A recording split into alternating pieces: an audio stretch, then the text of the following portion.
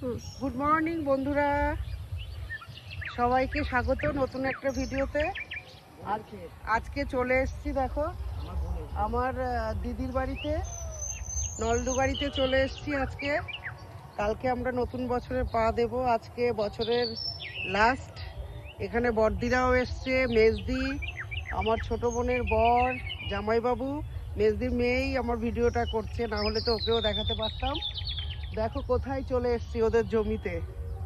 দেখো সর্ষে বাগান, দেখো প্রকৃতির কি অপরূপ দৃশ্য। দেখো এই দেখো বর্দি, এই দেখো কি অপরূপ সবুজ চতুর্দিকে, মানে চোখ জুড়িয়ে যাচ্ছে, এত সুন্দর। আর এইগুলো হচ্ছে রজনীগন্ধা গাছ, এই দেখো এখন ছোট ছোট এগুলো লাগিয়েছে, এগুলো আস্তে আস্তে বড় হবে।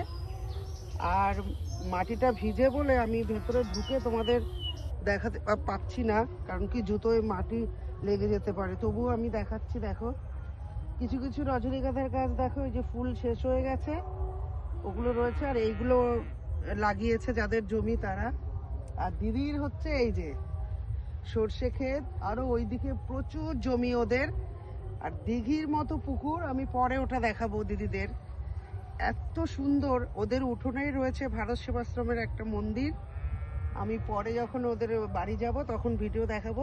এখন যেহেতু এখন রোদ আছে সুন্দর, কদিন তো রোদই ওঠেনি, যার জন্য প্রথমে এসেই জমিতে চলে এসেছি দিদিদের, যে এরপরে তো রোদ কমে যাবে, ছাওয়া হয়ে যাবে, অন্ধকার হয়ে যাবে, তখন তোমাদের দেখাতে পারবো না।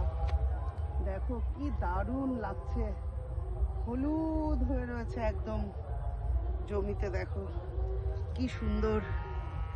কালকে নতুন বছর, সবাই ভালো থেকো, সুস্থ থেকো। আবারও দেখা হচ্ছে নতুন কোনো ভিডিও নিয়ে, ততক্ষণে বাই।